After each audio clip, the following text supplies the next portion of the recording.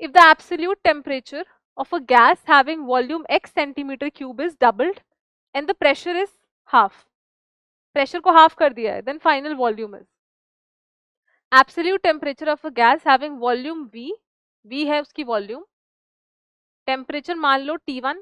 अब डबल कर दिया, V1 अज्यूम करते हैं हमारे पास V1 ही है, इनिशियली वॉल्यूम मान लिया T1, ठीक है, टेम्परेचर है T1 और प्रेशर है P1, ठीक है। V2 हमें बताना है,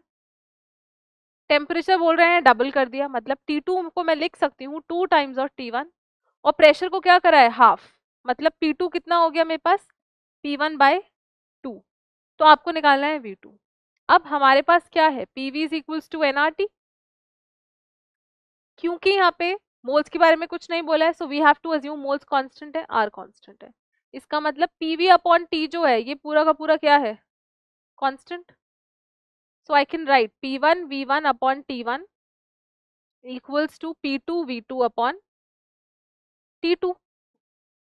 P1 V1 upon T1 is equals to P2 V2 upon T2, ठीक है।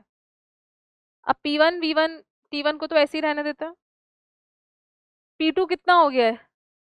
P1/2, V2 कैलकुलेट करना है और जो T2 है वो कितना है 2 टाइम्स ऑफ T1, यही है हमारे पास equation.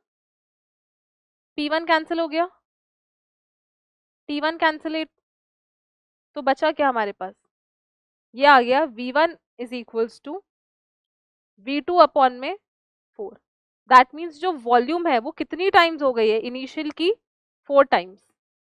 V2 becomes 4 times of V1। अब यहाँ पे इन्होंने V1 को x बोल रखा था, तो मैं ये भी लिख सकती हूँ कि जो V2 है वो कितना हो गया है 4 टाइम्स हो गया है x का, सो ऑप्शन नंबर सी, ठीक है। हमने लिख लिया जो भी हुआ है। The absolute temperature of a gas having volume x is double, बच्चे इसको समझ लेते हैं कि वॉल्यूम को डबल करा है ना। जनरली स्टूडेंट्स की जो मिस्टेक होती है वो कई बार इंग्लिश में ही कंफ्यूज हो जाते हैं, तो यहाँ पे टेम्परेचर डबल नहीं हुआ है, यहाँ पे वॉल्यूम डबल नहीं हुआ है, यहाँ पे क्या हुआ है टेम्परेचर डबल हुआ है और वॉल्यूम तो निकालनी थी हमें, ठीक है।